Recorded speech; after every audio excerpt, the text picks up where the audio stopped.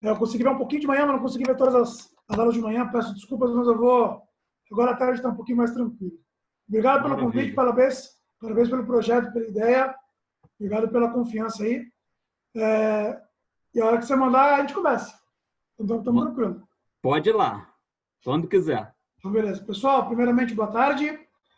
Espero que todos estejam me ouvindo, dentro das possibilidades. A voz, eu sei que não ajuda muita coisa, mas é essa que a gente tem. E é essa que a gente vai tentar usar o melhor possível para tirar algumas dúvidas e poder colaborar com esse evento. Fico feliz pelo convite, Marco, mais uma vez, o pessoal da R Pilates, fico feliz pelo convite. Agradeço a presença de todos, de rever amigos, eu vi aqui o Rafa, o Arthur Padão, também agora o Bordalo aqui, alguns colegas que eu já tenho uma amizade de longa data, e a todos aí que eu ainda não conheço, prazer. Vamos tentar, nesse período aí, colaborar com alguma troca de informações. Vou compartilhar a tela aqui. Fiquem à vontade de perguntar, coisa que é bem dinâmica, coisa que é bem... Ixi, só um minutinho que travou aqui. Pronto.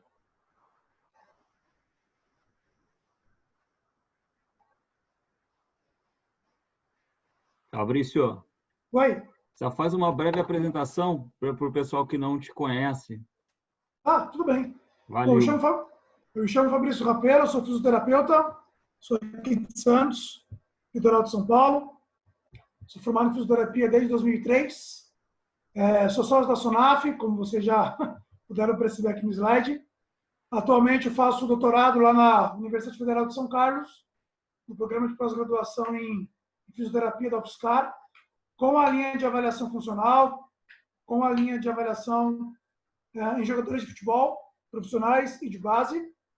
A minha área de atuação no doutorado, como foi no mestrado também que eu fiz na Unifesp, com avaliação funcional de capoeiristas.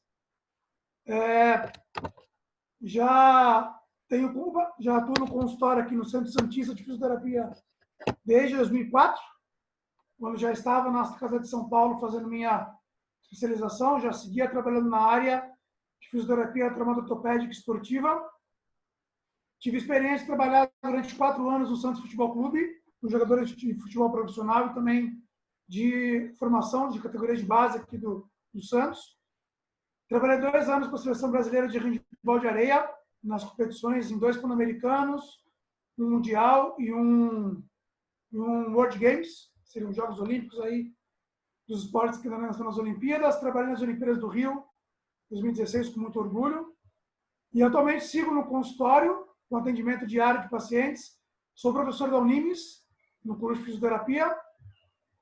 E também tenho os projetos relacionados aos cursos de testes funcionais, de oclusão vascular parcial e o projeto do Estudo de 10 com a nossa plataforma. Atualmente, tenho me dedicado bastante às questões que envolvem a avaliação funcional, não somente para temporada, para participação, mas também sobre critério de retorno ao esporte. É uma área de atuação que me fascina muito, que me interessa bastante. Deixo aqui meus contatos de redes sociais, tanto no Facebook como no Instagram. Quem quiser depois compartilhar, curtir ou mesmo poder participar, está à disposição. Tudo bem? E a gente vai abordar um pouquinho esse tema aí que me foi pedido, que é falar sobre um pouco de critérios de retorno ao esporte, no caso das cirurgias de reconstrução de LCA. Certo? Antes de abordar especificamente critérios de retorno após a cirurgia, eu queria colocar alguns itens importantes que eu acho que a gente tem que sempre deixar claro. Tá? Peraí que aqui tem uma tela que está me atrapalhando, só um minutinho. Quando a gente fala de avaliação funcional, pessoal, a gente sempre tem que lembrar algumas situações aí mais específicas em que o fisioterapeuta, principalmente no caso aqui, fisioterapeuta do esporte, ele executa sua avaliação funcional, ou sua avaliação cinético-funcional. Lembrar que a gente faz a avaliação de pacientes com toda a própria pedagógica ortopédica que a gente aprende na universidade, que a gente aprende na graduação, mesmo pós-graduação, mas que a nossa avaliação envolve o movimento humano, certo? Em alguns momentos específicos. Quando você inicia um tratamento de fisioterapia, você não consegue tratar nenhum paciente se você não avalia esse paciente. se você participa de alguma equipe ou alguma modalidade esportiva, na avaliação pré-participação esportiva ou de pré-temporada, se você trabalha com uma equipe, mesmo se for de atletas amadores, é interessante sempre antes do início de uma temporada ou de uma participação esportiva, você avaliar o seu atleta. Se você faz atendimento em campo, é interessante você também ter uma expertise para fazer a avaliação funcional no cenário de jogo e no momento de retorno ao esporte. Quando será que esse atleta está pronto para voltar a competir? Certo? Que é uma questão, principalmente aí em algumas lesões do esporte, mas também nos pós-operatórios, já aquela sempre dúvida. Quando que ele vai estar pronto para voltar a jogar? Né? Que eu acho que é o grande objetivo que a gente tem aqui. Travou na tela, pessoal. Só um minutinho, peraí. Só porque travou a tela aqui. Só um minutinho.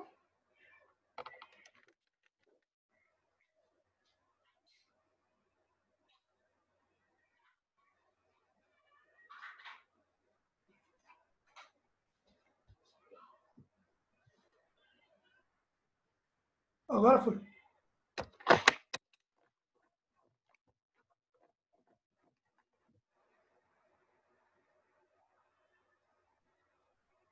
O pessoal acabou a bateria do passador aqui. E aí, pessoal, quando a gente lembra em relação ao retorno ao esporte, né, durante o processo aí de recuperação funcional, enfim, a gente tinha sempre aquele cenário dicotômico que a gente sempre aprendeu, ou que pelo menos eu aprendi em época de universidade, sempre tive esse contato, digamos assim, que era aquela questão de sempre ter aquela questão dicotômica. Ou eu tinha o processo de reabilitação de um lado, eu tinha o retorno ao esporte no outro, sempre com aquela questão de voltar para treinamentos, voltar para a preparação física, voltar para os jogos, independentemente se fosse com um tempo total de jogo ou não. E havia só uma única fase aí, que era o processo de reabilitação em campo, que é esse on-field rehabilitation, em que nós levávamos nossos pacientes para o campo, para a quadra, para a piscina, para a areia, não importa. Fazíamos um trabalho um pouco ali, que seria uma fase de intersecção entre a reabilitação e o retorno ao esporte, e depois que fez essa fase, ele voltava a treinar novamente. Só que foi definido aí uma sugestão de uma remodelação desse processo. Hoje foi feito um congresso lá mundial de fisioterapia do esporte em Berlim, em Berna, aliás, em 2016, e aí foram propostos 3 momentos aí em que a gente poderia dividir o retorno ao esporte, certo? Então, hoje, o retorno ao esporte é dividido em 3 etapas elementares principais. O retorno à participação esportiva, que envolve quando o seu atleta inicia a execução de gestos esportivos da modalidade. Portanto, o retorno ao esporte não necessariamente inicia no campo, na quadra. Ele inicia dentro do seu consultório, dentro da sua clínica, quando você inicia a execução de algum gesto, certo? Com toda a carga, com todo o volume controlado. A fase de retorno ao esporte, que seria todo o trabalho de execução desse gesto esportivo, aí sim em campo, certo? E o retorno à performance, que seria aquela fase que ele volta a ter um desempenho físico, técnico e esportivo próximo ou até melhor do que a pré-lesão. Tudo bem? Em 2016, aquele retorno ao esporte que era dicotômico foi dividido em 3 fases. E que haveria, a princípio, aí 3 etapas que eles chamaram de START Framework, que seriam algumas estratégias de avaliação para ver o risco de retorno ao esporte e a tolerância do atleta a esse risco de retorno. Teríamos 3 etapas aí iniciais para ver esse START Framework que eles orientaram aí. O passo 1 seria a avaliação do risco de saúde do atleta, ou seja, quais seriam as condições relacionadas ao tecido, à articulação ou à região envolvida, quanto a ter um risco para ter uma relesão daquela estrutura anatômica mesmo. Então, algumas situações que a gente tem que levar em consideração, como a idade, o gênero do atleta, a questão dos sintomas, se ele vai apresentar dor naquela região durante algum exercício terapêutico, durante a execução de algum gesto esportivo, se nos casos aí das instabilidades articulares, se há alguma sensação ou queixa de falseio ou de instabilidade, se há algum risco, algum histórico de saúde prévio que predispõe esse atleta a um risco de relesão. Então, se o atleta teve já uma lesão de discos prévia, é um fator importante para sinalizar, porque dependendo da fase que você está fazendo essa avaliação do risco de relesão daquela estrutura, a gente sabe que é um fator de risco importante para uma relesão. Então, tem que ser levado em consideração também. Sem dar edema naquela região, naquela articulação pós, principalmente, execução de algum gesto esportivo, naquela fase inicial de retorno ao esporte, se há alguma fraqueza muscular ainda muito presente, que pode estar influenciando na execução de gesto esportivo de uma forma não adequada ou não apta para poder retornar ao esporte. Questões também relacionadas aí a alguns testes especiais, que aí podem envolver os testes ortopédicos clínicos, exames de imagem. É um primeiro etapa, um primeiro degrau que a gente tem que avaliar nesse processo de pensar em iniciar o retorno ao esporte, não importa a fase que você está. O segundo seria avaliar o risco que a atividade ou a demanda proposta naquela etapa tem para causar um estresse tecidual excessivo. Então, agora a gente vai pensar no que o retorno ao esporte, a executar o gesto esportivo, aquela demanda física imposta no tecido, na região que foi acometida, o quanto aquilo pode afetar ou pode gerar de um estresse tecidual excessivo e pode comprometer essa fase de retorno. Então, a análise do esporte, um esporte que geralmente não há contato atleta versus atleta, ou é um esporte que tem muito trauma, muito contato direto, isso muda a tomada de decisão na hora de retornar ao esporte ou não? Certo? Qual é a posição desse atleta? Será que um goleiro, por exemplo, pode ter um retorno ao esporte antecipado em relação ao atacante, dependendo do tipo de lesão que ele execute? Certo? Há alguma modificação quanto à dominância de membro inferior ou superior na execução de algum gesto? Há, por exemplo, qual é o nível competitivo desse atleta? É um atleta de alto rendimento, um atleta olímpico, paralímpico ou de alta performance? Ou é um praticante de atividade física regular? Ou é um jogador de futebol de final de semana ou um surfista de final de semana? Certo? Como está a habilidade desse atleta de se proteger em situações de retorno ao esporte? Se ele for executar uma atividade 1 a 1, ainda que com contato controlado, ele se sente seguro e é capaz de se proteger? Ele é capaz de poder ter algumas ações protetivas para ele em relação à região ou não? Certo? Como é que estão aí, sim, os testes funcionais que dão uma ideia para nós de preencher critérios de retorno, que a gente vai falar mais para frente, quando envolver o LCA, tudo bem? Como é que estão as questões psicológicas desse atleta? Como é que está a confiança desse atleta? Como é que está a aceitação desse atleta quanto ao retorno? Como é que está o seu grau de confiança para retornar ao esporte? Como que está a aceitação desse atleta em voltar a praticar o esporte? Certo? É uma segunda etapa que a gente tem que avaliar, que a gente não pode deixar de considerar. Mesmo no LCA. Coloquem todos esses itens e pensem. Uma mulher, em que as lesões do LCA são mais comuns. Uma atacante, ainda com uma situação de falseio e um edema leve, que ainda permanece pós atividade de corrida e mudança de direção. Uma posição que tem alto contato entre atletas. A lesão foi traumática. Está numa fase de início de temporada, ele não está numa fase de finais de competição. Os testes funcionais e clínicos estão limítrofes para poder entrar numa outra fase ou não. Vale a pena arriscar? Certo? E aí, no degrau final, que seria a avaliação da tolerância ao risco de retorno ao esporte. Certo? E aí, como estão esses fatores que modificam esse risco de tolerância? Qual o tempo da ação? Qual o tempo da competição a gente está? É um playoff? É um mata-mata? É o último jogo da temporada? É a final do Mundial entre clubes? É a final olímpica que ele está com uma lesão muscular, discos musculares grau 1, que ele ficou 3, 4 dias aí se tratando e ele é o atleta principal do time? É o último jogo da carreira dele, como o Baggio foi na época da Copa de 94. Olha como eu estou velho. já eu lembro disso. E que ele fez um processo de reabilitação de LCA em 38 dias e jogou a final da Copa do Mundo. Só voltou nas oitavas de final. É o último jogo da carreira dele. A gente tem que pensar em algumas coisas nesse sentido. Qual é o desejo do atleta de competir? Ele quer jogar? Ele precisa jogar? Tem alguma questão relacionada à parte familiar, com as pressões externas, de contrato, ou mesmo de comissão técnica, como a gente sabe que isso influencia muito, que técnico jogue? Ele está mascarando a lesão? Ele está dizendo para você que não está doendo, mas ele está jogando ou está fazendo as atividades com dor, porque ele precisa voltar a jogar, porque senão ele não renova o seu contrato. E as questões de conflito de interesse financeiro, onde fica? E vivenciei muito isso no futebol, mesmo atuando mais na base. E vocês não sabem como isso acontece. Certo? E o medo de algum litígio? Será que se ele não jogar, ele vai ser barrado pela comissão técnica? Ele não vai renovar esse contrato? Tudo isso tem que ser considerado para tomar decisão. Ele vai voltar a jogar ou não vai? Certo? E lembrar, pessoal, que a gente pode utilizar esse processo de pensamento que envolve componentes biológicos, sim, psicossociais também, em todas as etapas.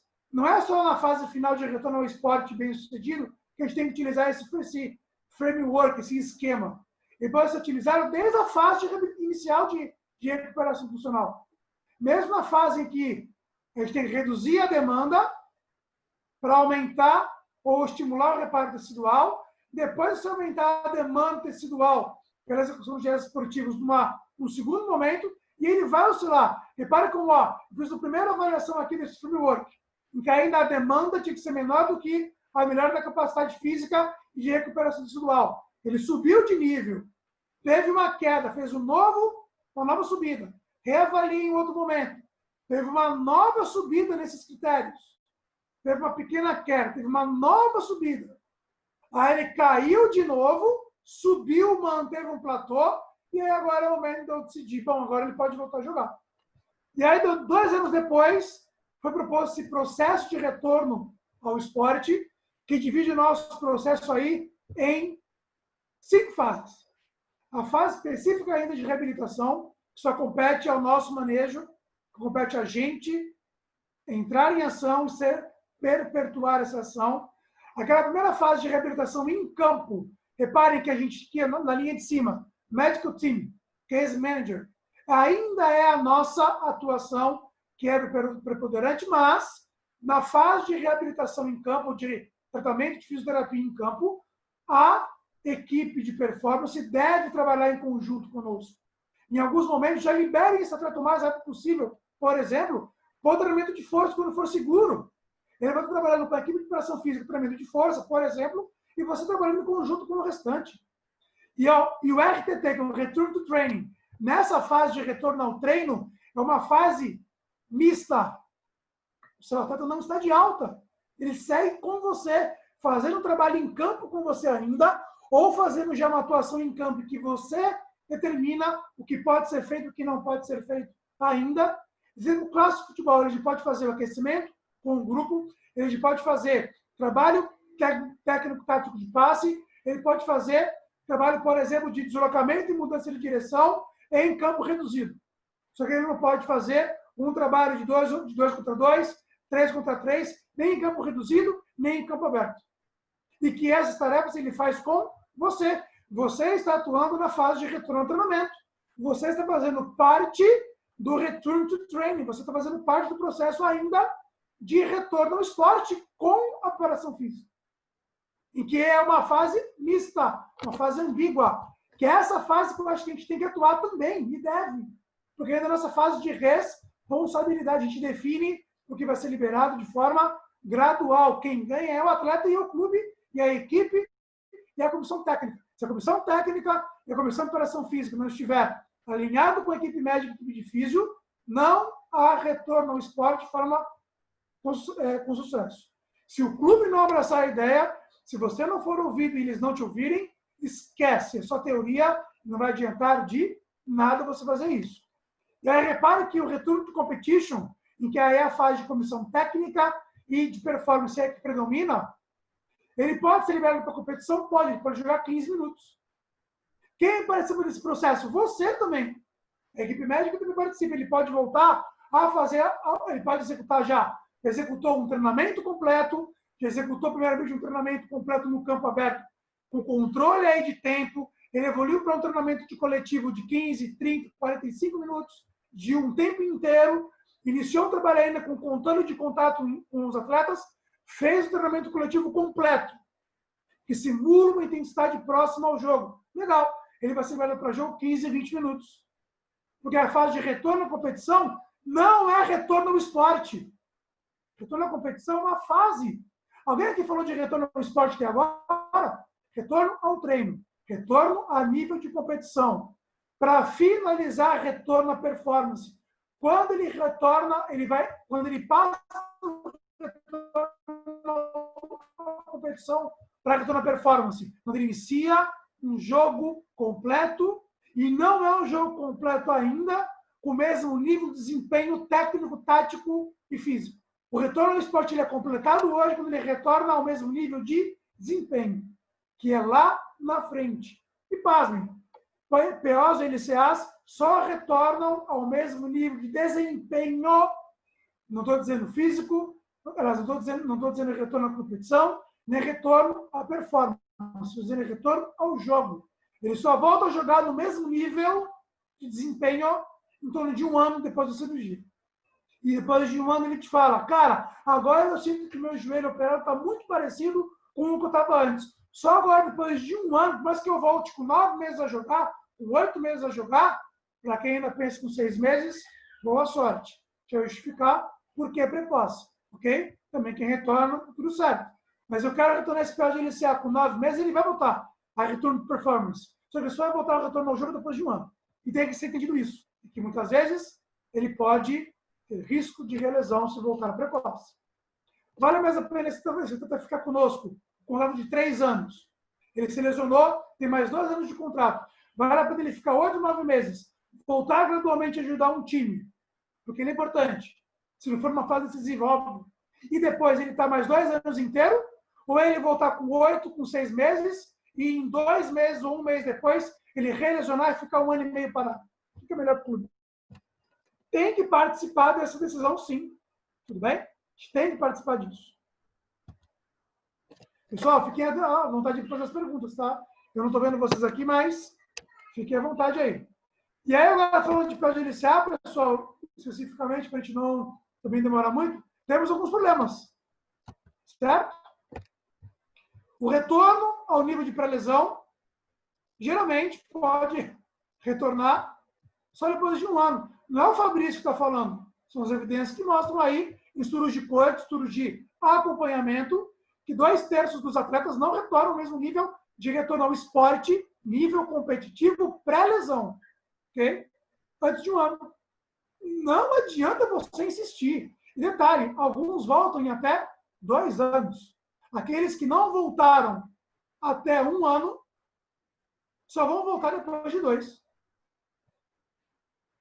Galera, não achem que é milagre. A ciência está mostrando para a gente um outro caminho. Que a gente tem que se atualizar. E você tem que estar embasando para dizer, ó, espera um pouquinho. Está esperando que ele volte no mesmo nível de competição agora? 2/3 não voltam em 1 ano, e quem não volta em 1 ano pode voltar só em 2. Não é voltar a jogar, é voltar a performar no mesmo nível. Quero ver um exemplo clássico que eu lembro, não trabalhei, mas eu cito, Paulo Henrique Ganso. Um exemplo clássico que a gente pode utilizar isso. Tudo bem? E outros que tem aí, mas esse exemplo clássico que cai nessa esfera. Ele voltou a jogar, voltou a ter nível competitivo igual, só que abaixo de performance. Tudo bem?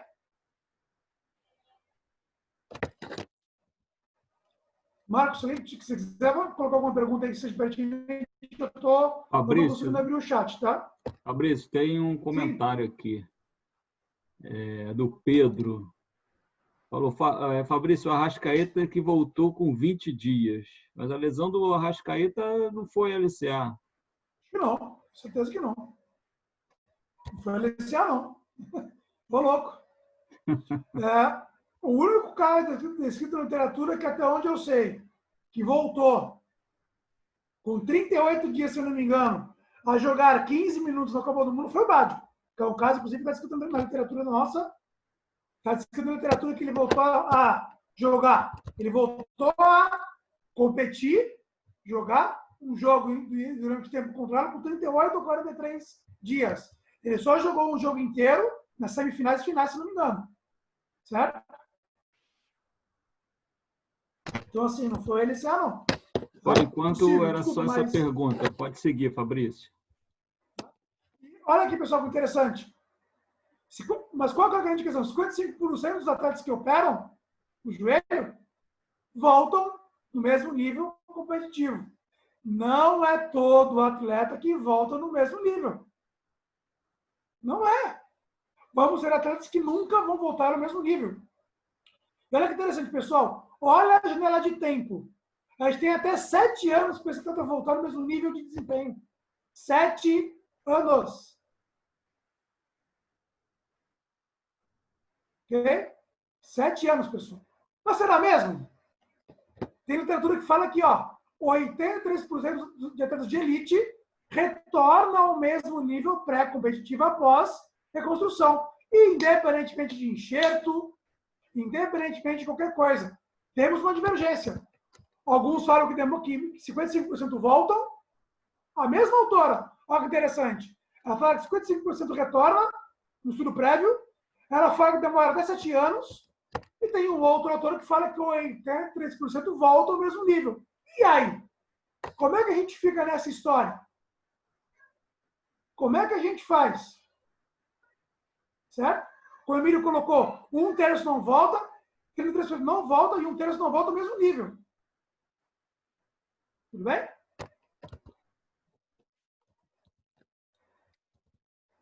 Ixi. Então, pessoal, essa aqui é a única opinião que é minha, que é pessoal. Tá? O que para mim é o retorno ao esporte com sucesso? O atleta ele tem que voltar num nível físico e funcional maior que o pré-lesão. Por quê? Se ele realmente tivesse um nível físico e funcional bom pré-lesão, ele não teria se lesionado. Bom, a capacidade física dele estava melhor que a demanda. Ele tem que voltar no nível de capacidade física e funcional maior que para lesão. Ponto. Ele tem que voltar no nível físico maior que para lesão. Ponto.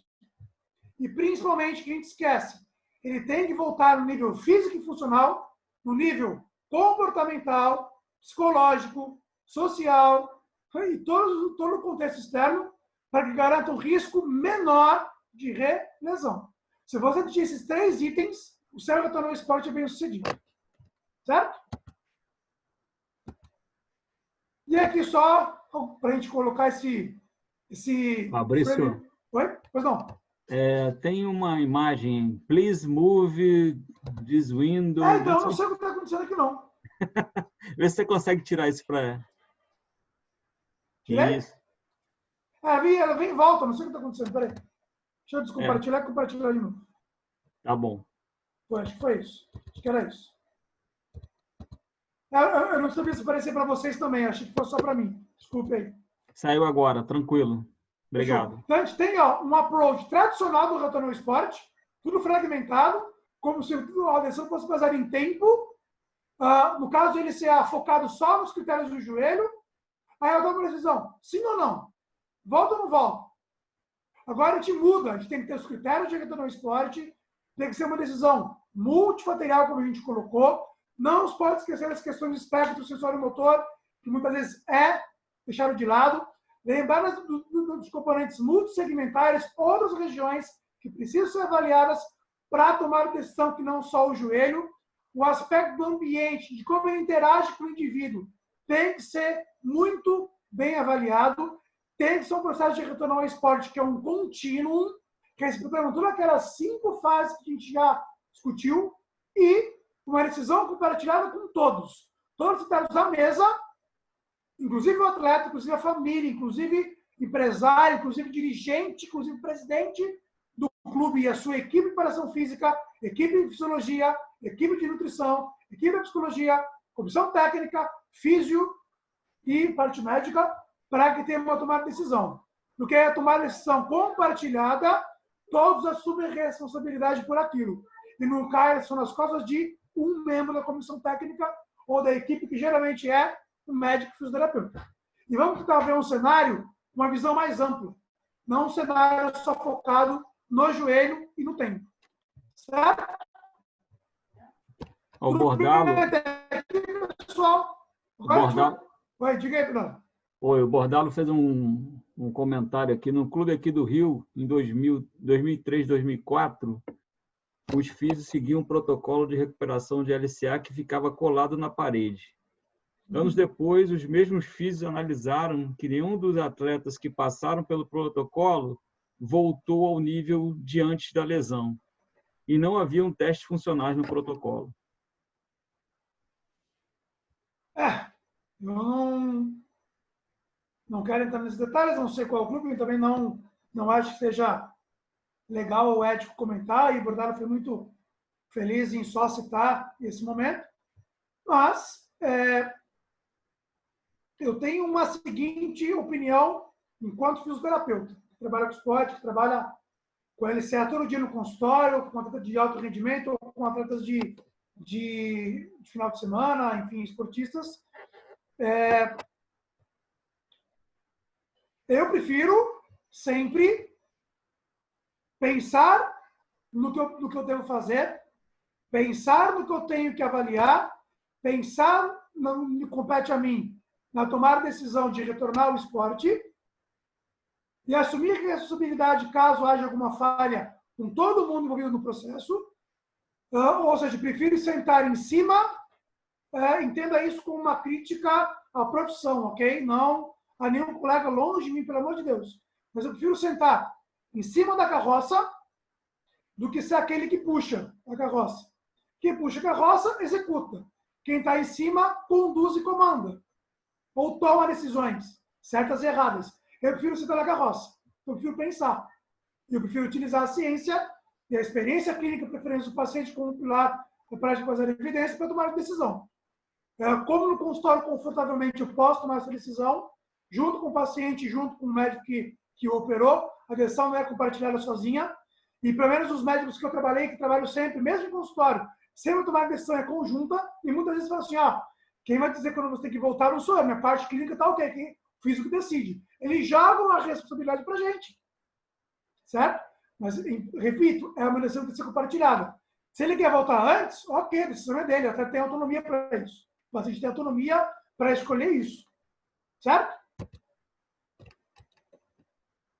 E aí, pessoal, a gente tem alguns critérios aí que eu elenquei para vocês. Esse documento é baseado em ciência, é inclusive um documento que eu consegui elaborar junto com o Marcelo Banvart, aqui de São Paulo, com a Luciana de Michelis, com a Natália Bittencourt, com o Fábio Prada, com o Tim Hewitt, que a gente apresentou ao longo do Congresso Nacional de 2017 em Caldas Novas, que a gente fez umas sugestões para a sócio da SONAF sobre esse critério de retorno ao esporte. Eu pude participar desse documento, vou colocar algumas coisas e algumas outras opiniões pessoais, tá? Critérios clínicos, tudo bem? Que aí competem talvez ao médico, mas também ao fisioterapeuta, mas talvez ao médico, certo? Antes de responder a pergunta do Emílio, eu já chego lá. Emílio, a gente vai colocar isso aí daqui a pouquinho, tudo bem? Sobre a questão de questionários. Fique tranquilo. Já chegar lá. E uso sim, tá? Só para avisar que eu uso. Mas em vez do IKDC, eu opto por um outro, que eu já vou te falar. Pessoal, qual é o teste clínico ortopédico que descarta insuficiência do LCA? Que descarta o atleta ter uma instabilidade mecânica passiva do LCA, o LACME. De 10 atletas que fizerem o LACME, ou de 10 testes de LACME que o paciente for submetido, que fez uma cirurgia de LCA, e der negativo, 9 tem o enxerto preservado. Quem define o diagnóstico estrutural é a gente? Não. O fisioterapeuta não é responsável pelo diagnóstico estrutural, anatômico. Compete ao médico isso. A gente não é médico, a gente não fez nossa medicina. Quer ter autonomia, quer ter independência, quer ter identidade, seja responsável por aquilo que a gente tem que avaliar. Isso não significa que a gente não sabe fazer um LACMA. A gente não tem treinamento para isso, porque a gente tem treinamento para isso. Se você usar a classificação da CIF, da tabela da CIF para funcionalidade, você tem que utilizar o diagnóstico de estrutura. Essa parte também. Ok. Mas quem é responsável por fazer isso? Porque só faz isso. Para diagnosticar e operar ou não. É o médico. Ele tem que ter essa responsabilidade de fazer pelo menos o LACMA.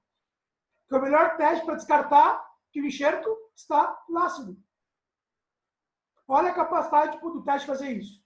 Eu estou vendo estrutura. Estou vendo função? Não. Eu estou vendo funcionalidade? Não. São coisas diferentes. Tudo bem? Mas é um critério que tem que ser respeitado.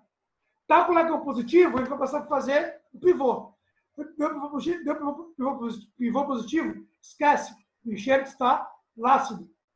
Talvez tenha que operar de novo. É a questão de alto rendimento. Ok? Outros critérios clínicos que aí competem ao médico, mas também, aí sim a gente avaliar. Tem que estar com a extensão ativa do joelho completa. Se há o sinal de lag, passivo ou ativo, déficit de flexão, é um déficit funcional e clínico importante. Ele não pode retornar ao esporte. E desculpe, colegas, déficit de extensão de joelho não identificado pelo fisioterapeuta no começo da reabilitação, que pode significar uma fixação de enxerto em ponto isométrico inadequado pelo médico, que pode acontecer. Se isso passar da fase de começo e permanecer um déficit de extensão até retornar ao esporte, a heterogenia é sua que não viu isso antes. Você tem que depois passar para o médico quando você vê no começo. Se o joelho não estende completamente, retorna para o seu médico e alguma coisa aconteceu. Talvez houve algum problema que tem que rever a questão da cirurgia. Ponto. A ausência de edema articular em relação ao membro contralateral tem métodos viáveis de monitorar o edema. A fita métrica você monitora a perimetria de joelho. E você faz o comparativo com o outro lado, com um bom grau de acurácia, de validade e confiabilidade intraexaminador. Tudo bem? A ausência de dor intensa que limita a atividade física, ou exercício físico, ou gesto, ou difusa. Um leve desconforto que não impede execução, um desconforto tolerável, muitas vezes ele é adaptativo para outra fase. Agora, não pode ter dor intensa e incapacitante. Tudo bem? Depois conversa muito com o Padrão sobre as questões de dor, que ele é o cara que vai falar bastante sobre isso para vocês. Perfeito? E sem queixo, obviamente, de falseio, de instabilidade, inhavidez, atividades funcionais ou esportivas, previamente ao retorno. Perfeito? Deixa eu ver se tem alguma pergunta aqui, que a gente já passa para os demais. Tem alguns pausos operatórios depois de pivô.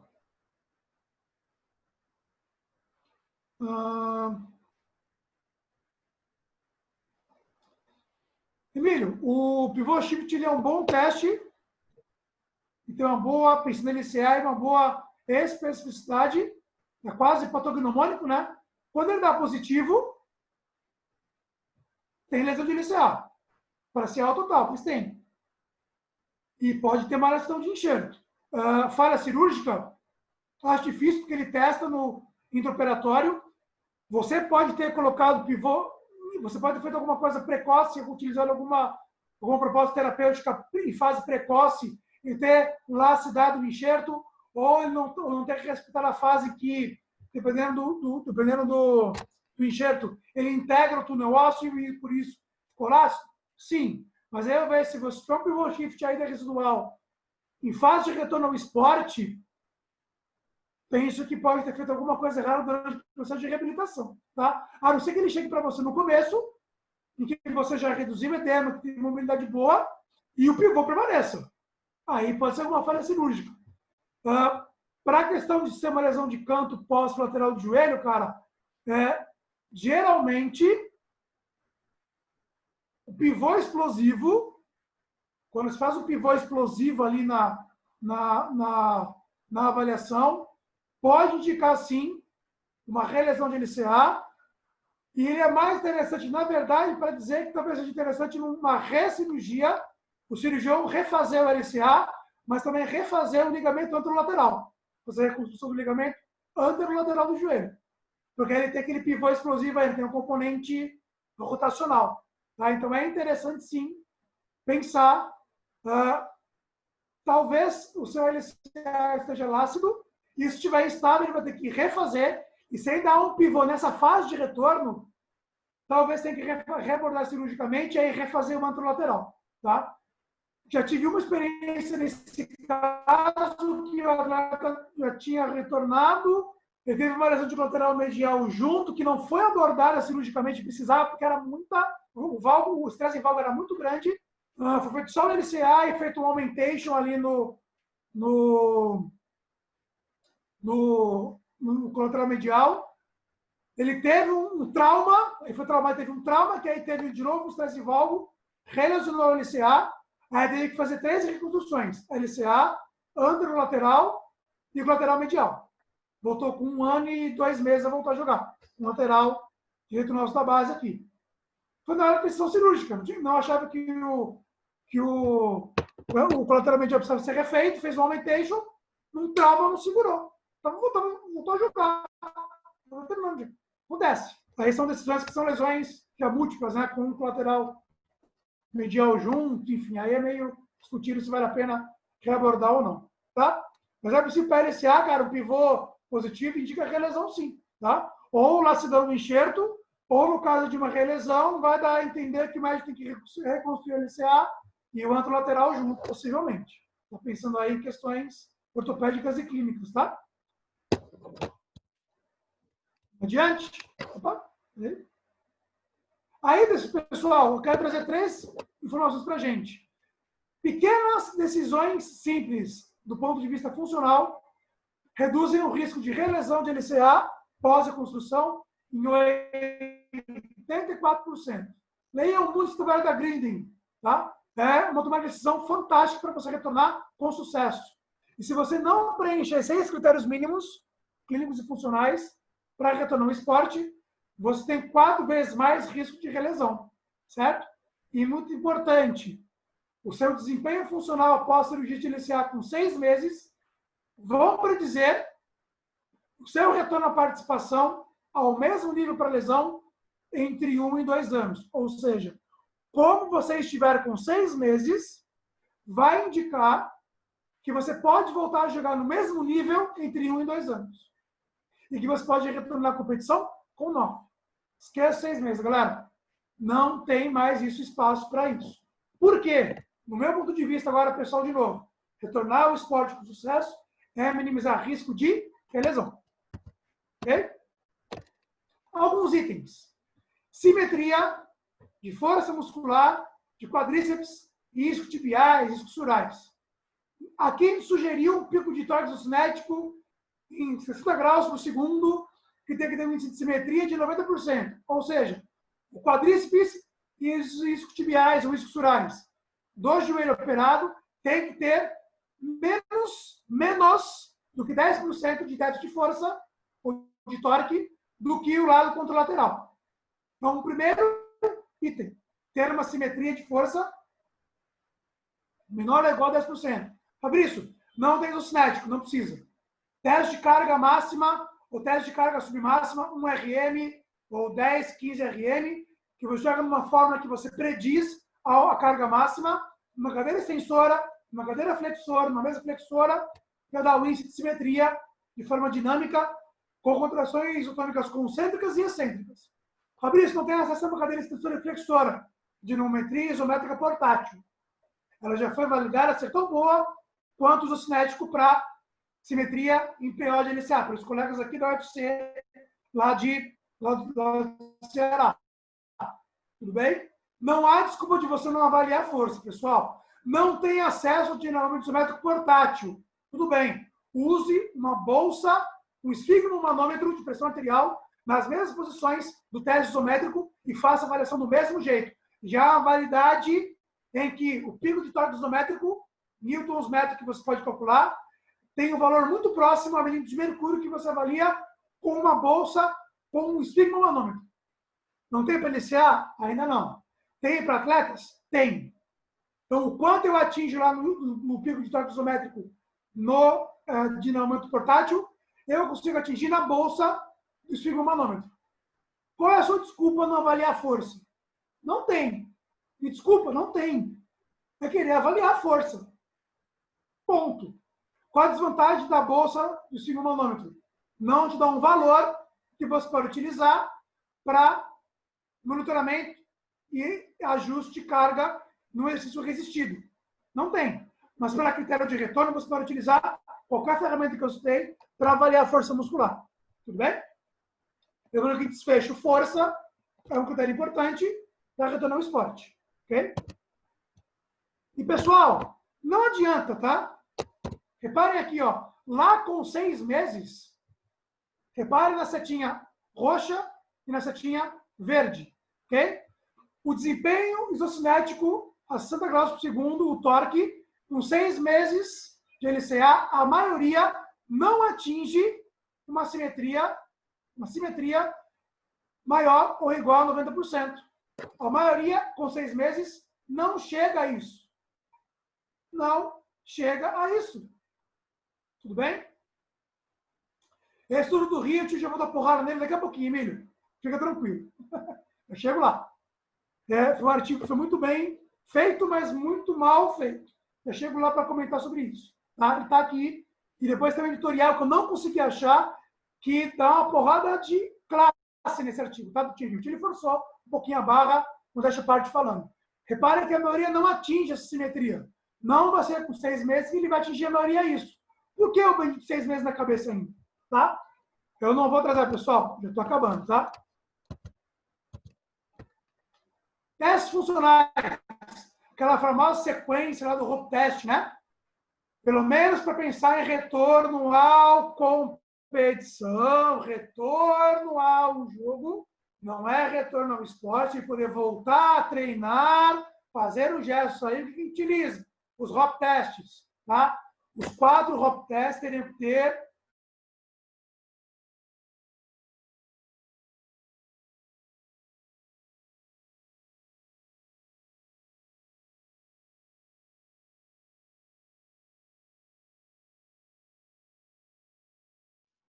Fabrício, está ouvindo a gente?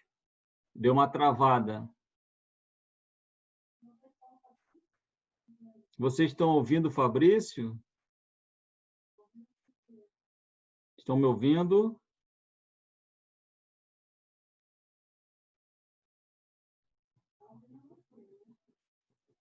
Travou o Fabrício, é isso, né?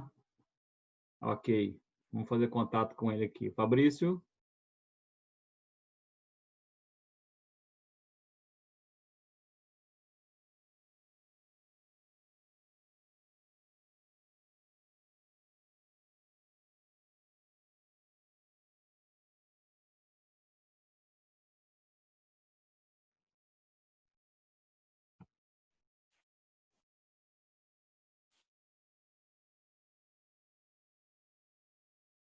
Fabrício?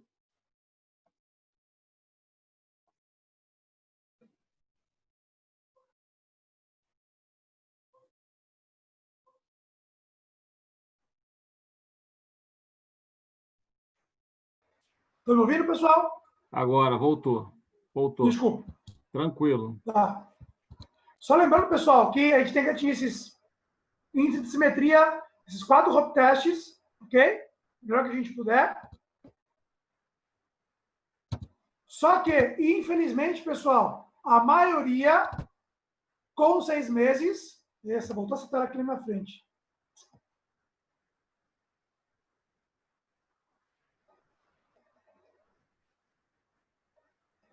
A maioria, com 6 meses, não atinge todos os 4 Hope Tests com simetria.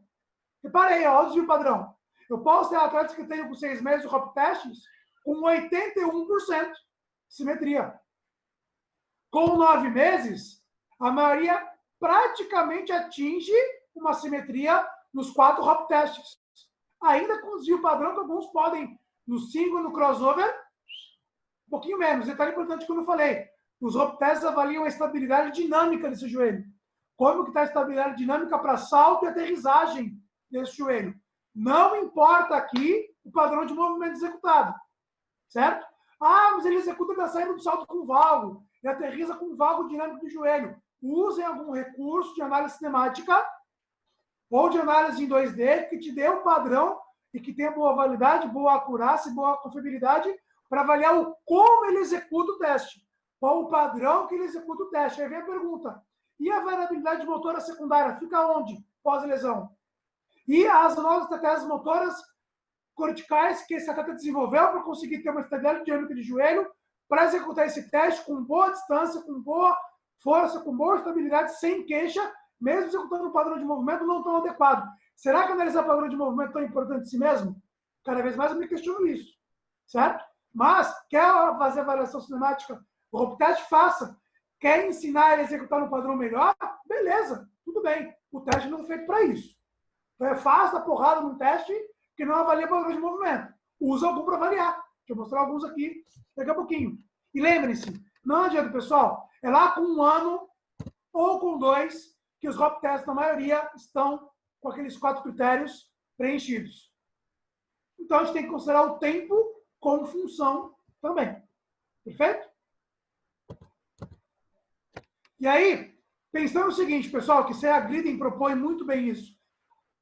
Toda a base que a gente tem de PLCA de retorno ao esporte envolve esportes que o mecanismo de lesão é com aterrissagem de salto, certo? Basquete, ele quando aterriza e faz lá o entorse de joelho. Handball, que tem o contato, aterriza e faz o entorse de joelho. E no futebol americano, quando as lesões de LCA sem contato, obviamente, acontecem em mudança de direção. Como é que a gente faz?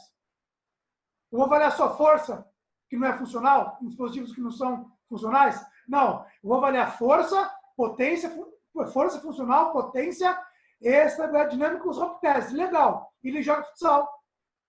E o mecanismo de lesão foi em mudança de direção.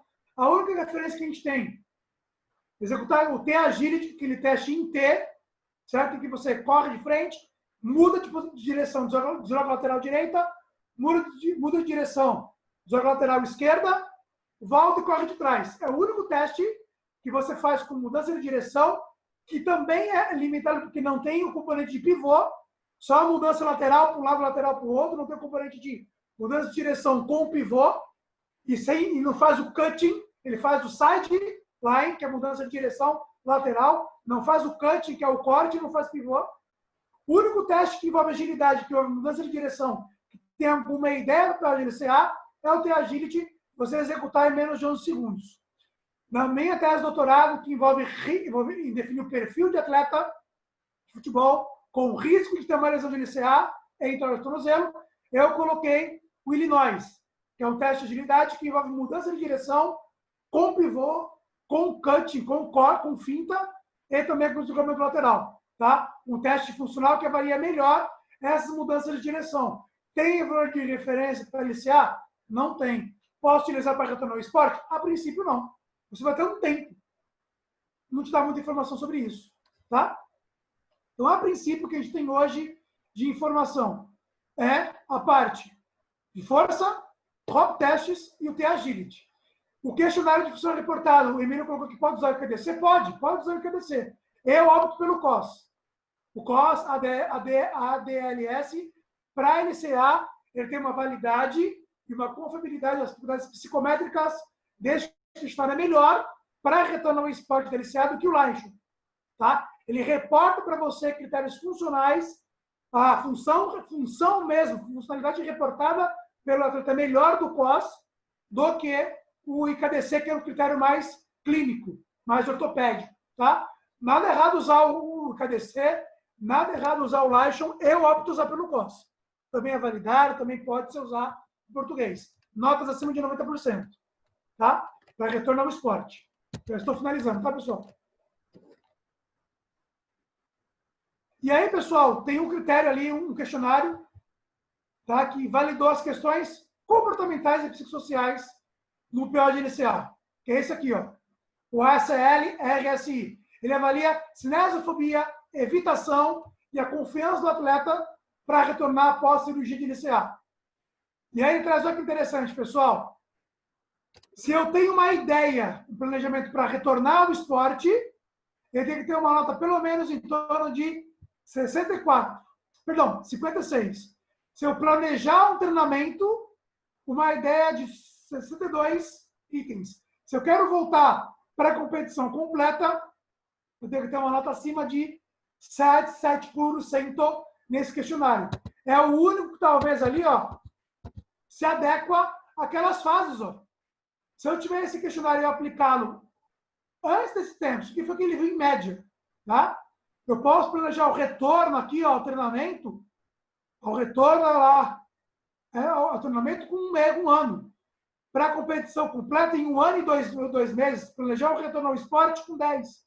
Ele sugeriu esse tempo nessa pesquisa. Só que se eu aplicar esse questionário, que avalia os componentes biopsicossociais, e ele já atingiu uma nota Em outras fases, eu posso utilizar esses valores de corte, 50, 54, 62 e 77, para adequar aqui, ó, no modelo já de retorno ao esporte, que é um contínuo. Tudo bem? Então, eu utilizo o COS e o ACLR-RSI para avaliar componentes de psicossociais.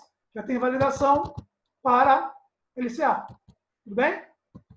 Tempo de cirurgia, a gente já discutiu aqui. Não adianta. Por que tempo de cirurgia? Não adianta, pessoal. 9 meses após a cirurgia, risco de relesão cai para 20%. Antes de 9 meses, 6 para o 7º, 7º para o 8º, 8º para o 9º, para cada mês tem 40% de chance a mais de relesão. Se eu voltar com 6 meses, eu tenho 40% de risco de relesão. A cada mês que eu minimizo isso, eu vou reduzindo 40%. Volte ali após 9 meses. Se você voltar após 9 meses, você garante que pelo menos mais do que 80% desses atletas tem risco minimizado de relesão do LCA. O tempo é 9 meses para cima.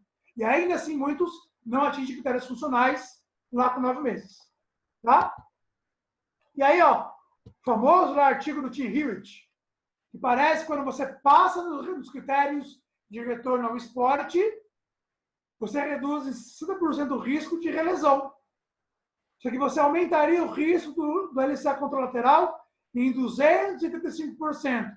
Legal. Só que ele fez um grande erro aqui. Ele fez uma redundância temática e meta-análise usando estudos de corte, só que um deles ele utilizou no estudo transversal. E aí teve uma carta ao editor, que eu não consigo colocar aqui, depois eu compartilho com vocês, e que ele fez o seguinte, ele pegou os mesmos dados, os mesmos artigos que o Tim Hewitt pegou, retirou esse artigo que ele era transversal e não um estudo de acompanhamento ao longo do tempo, cirurgia até o retorno ao esporte. Quando você retira esse artigo, os critérios de retorno ao esporte garantem um risco de relesão em torno de 85% e o risco de relesão do lado contralateral também é minimizado. Esse artigo transversal puxou esses dados para o lado direito da curva, favorecendo o quê? Um risco de lesão maior no contralateral só por esse artigo, que é estudo transversal, não é de acompanhamento, e aí de 85% caiu para 60% do joelho operado. Tem uma carta do editor que foi publicada também na mesma revista, que ela faz a mesma reanálise, a mesma meta-análise e tira esse artigo transversal. Tanto é que ele fala, sim, os critérios de retorno ao esporte são seguros e devem continuar a ser utilizados para retorno ao esporte seguro, sim. Então, infelizmente, aqui, ele mascarou uma pesquisa transversal que jogou todos os dados para o outro lado do diamante, digamos assim. Jogando contra um risco maior que relesão do lado contralateral e reduzindo a eficácia de retorno ao esporte. Leiam, pessoal. Vamos tentar postar depois esse artigo que ele refez. Não foi editorial, não. Foi um outro artigo que ele contestou esses dados e que aí deu uma repercussão tremenda. Tá? Então, não importa quem escreva, leia a porcaria, para não falar palavrão, do paper do artigo inteiro. Tudo bem? Ficar claro, mas peraí, isso aqui é um estudo transversal, galera, não é um acompanhamento. Tudo bem? E aí, pessoal, duas situações importantes. Será que há um padrão de movimento adequado para retorno ao esporte? Será que a gente tem que considerar isso muito importante mesmo? Qual será que existe algum teste, algum índice, algum valor que dá uma referência para mim que o padrão de movimento inadequado pode predispor a um risco de relesão? E o risco de relesão tem que ser avaliado? Galera, temos aqui uma série de pesquisas que dão algumas ideias para nós de risco de relesão. Avalie em quadril, ok? Se eu tiver um valor, um torque isométrico, ó, um exocinético, ok? Uma força de abdutores e rodutores laterais de quadril com esses índices, certo? Maior que 35% do meu peso, da minha massa corporal para abdutores. E um torque isométrico maior que 20% de força de rotadores laterais de quadril em relação ao meu peso corporal, a minha sensibilidade para descartar risco de relesão é enorme. Avalie em muitos segmentos. Força de quadril minimiza risco de relesão em PO de LCA. Se você tiver abdutores e rotadores laterais de quadril com esses valores de porcentagem em relação à sua massa corporal, ou seja, eu peso, por exemplo, 100 quilos, minha força de abdutores está 35 quilos, eu minimizo o risco de relesão. Tudo bem? Avalie em quadril. A acurácia para descartar risco de lesão é imensa. Se você utilizar o Stylus Crucial Balance Test modificado, que é aquele teste que parece um Y, mas não é um Y, Balance Test, se você utilizar alguns critérios, a simetria para a direção anterior maior que 4 centímetros, o valor composto menor que 94%, você vai ter um risco 3 vezes maior de um novo entorse de joelho e uma nova lesão de LCA. Então, você pode utilizar um teste barato, simples. Eu ia mostrar o vídeo, mas por questão de tempo eu vou deixar para depois, tá? Numa nova oportunidade. Um teste que você precisa de 2 fitas métricas, uma fita métrica, fita adesiva, e executar o teste, te dá um parâmetro, por exemplo, aqui, para minimizar risco de entorse de joelho. Então, eu tenho que utilizar critério de retorno ao esporte, top teste, força de quadríceps e isquiotibiais, os questionários, tempo de lesão. Ok. Além disso, vamos utilizar, então, critérios que minimizem risco de lesão? Avaliem força de quadril.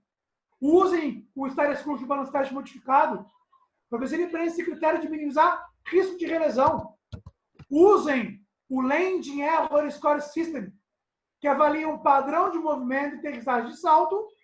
Então, você avalia o padrão de movimento de aterrissagem de salto com 2 câmeras e uma tabela. Você não precisa de um laboratório na área de movimento humano. Você coloca esses itens que você avalia numa tabela, uma nota menor que 5, descarta risco de relesão. De 10 jogadores de futebol, com um Land Error Score System menor que 5, você minimiza que daqueles 10, quase 9 não vão ter risco maior de relesão. Detalhe importante, pessoal, não foi o valgo dinâmico de joelho o padrão de movimento mais comum que apareceu nesse teste. Sabe qual foi? Menos flexão de quadril, menos flexão de joelho no contato inicial na aterrissagem do teste, base de aterrissagem mais aberta com os pés rodados para fora. Quem teve lesão teve isso, alteração principal de padrão de movimento, e não o valgo dinâmico. Será que realmente é tão importante assim? Agora, déficit de flexão de quadril e joelho no contato inicial. O que pode me dizer? Déficit de força excêntrica de glúteo, isquiosurais, de quadríceps, déficit sensório motores, aterrissagem de salto. Certo? Vamos sair fora da caixa, só um pouquinho. Tudo bem? Só ver. Opa, peraí. Sempre está aparecendo esse negocinho para mim aqui, pessoal. Desculpa. Deixa eu ver aqui algumas perguntas para a gente já finalizar, tá?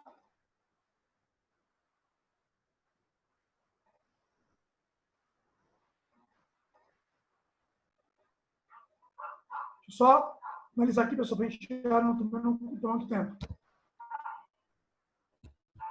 E aí, pessoal? O que é importante colocar? Não adianta. Do mesmo jeito aí que a gente pensa em relação à avaliação de pré-temporada, também identificar qual é o perfil do nosso paciente com PO de LCA que tem um risco maior de ter uma relesão no momento de retorno ao esporte. O que eu estou fazendo no doutorado para avaliar risco de lesão antes da lesão acontecer, que a Natália, que a Luciana usam aí para uma série de outras lesões, por que não pensar, identificar qual o perfil do paciente, do atleta com PO de LCA que tem mais risco no retorno ao esporte de ter relesão? Vamos utilizar os temas complexos para isso no futuro também. É tendência na profissão, não tem jeito. Não tem como pensar mais com um fator isolado. Hoje, os critérios de retorno ao esporte são isolados. Força de quadríceps tibiais, hop test, questionários, Stylus Crucial Balance Test modificado para risco de lesão, força de quadril para risco de relesão, o landing. Perfeito. Tudo isolado. O que interage com o quê para dizer que o meu atleta tem perfil de ter uma relesão de LCA E qual o perfil de PA de LCA? Não tem risco de relesão. É uma tendência no futuro. Por quê? Onde a gente quer chegar, pessoal? Isso. Saber o que avaliar para definir perfil de risco, perfil de proteção. Isso aqui, no caso, tendinopatia.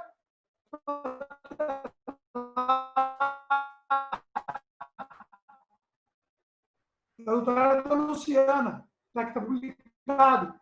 Eu sei dizer o caso aqui de tendinopatia patelar, lesão. Por que não faz essa... Toca pro rei. Fabrício, não, seu áudio falhou aí nesse último slide. Não, só fala de novo para o pessoal entender que picotou teu áudio. Voltou agora? Voltou. Quero dizer o seguinte, os termos complexos que a gente viu aqui, a gente quer dizer o quê? Quais são as variáveis que a gente avalia? E se a gente pegar todos esses critérios de retorno ao esporte no PLCA, tudo separado, cada item separado. Se eu descobrir no futuro qual é a interação entre eles, o que interage em cada um desses critérios isolados, eu consigo saber, talvez, daqui para frente, qual é o perfil do meu paciente no PA-LCA que retorna ao esporte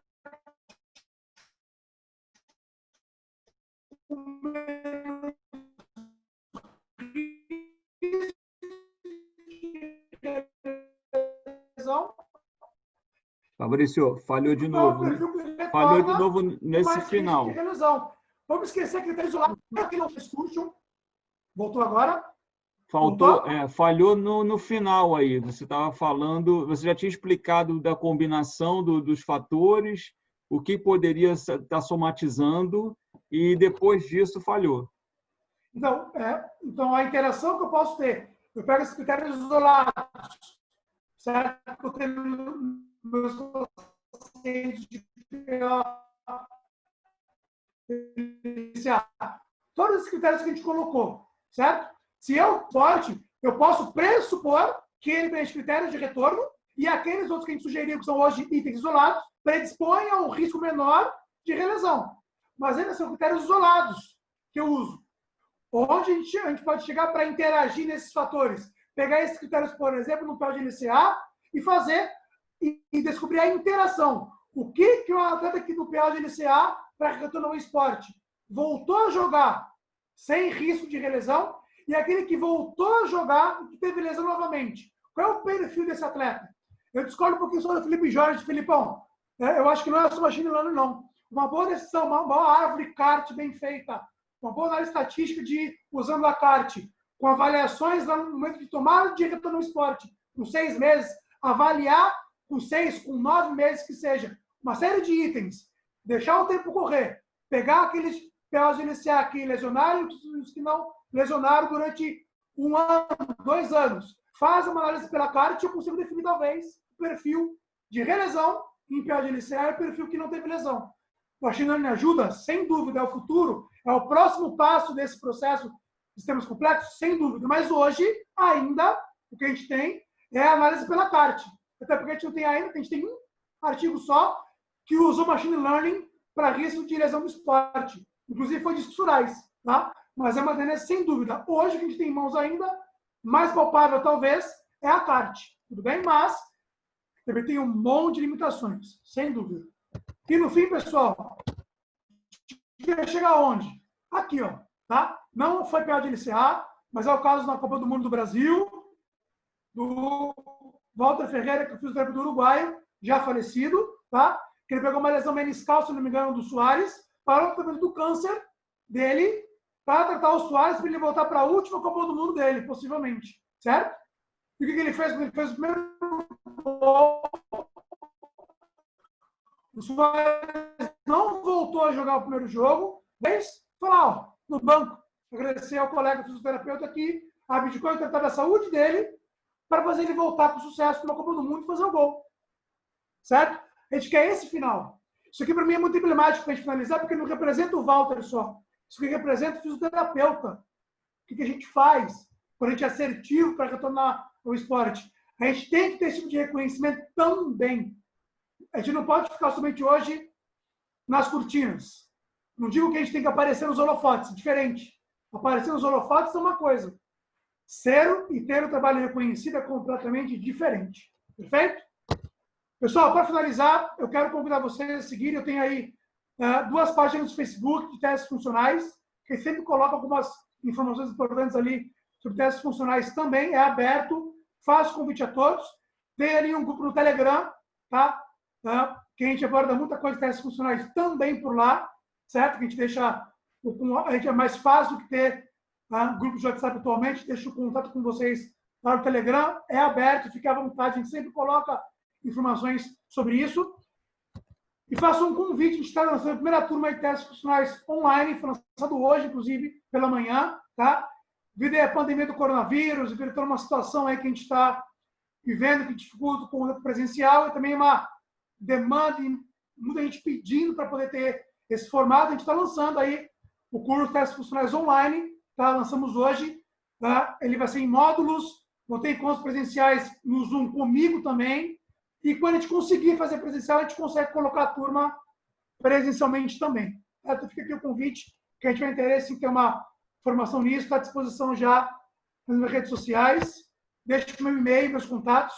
Marco, obrigado aí pela participação, obrigado pela oportunidade, na verdade. Espero ter colaborado um pouquinho.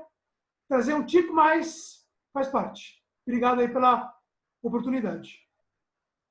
Fabrício, eu que agradeço em nome da Arquilates, né, pela brilhante palestra, com certeza agregou muito conhecimento pessoal, né?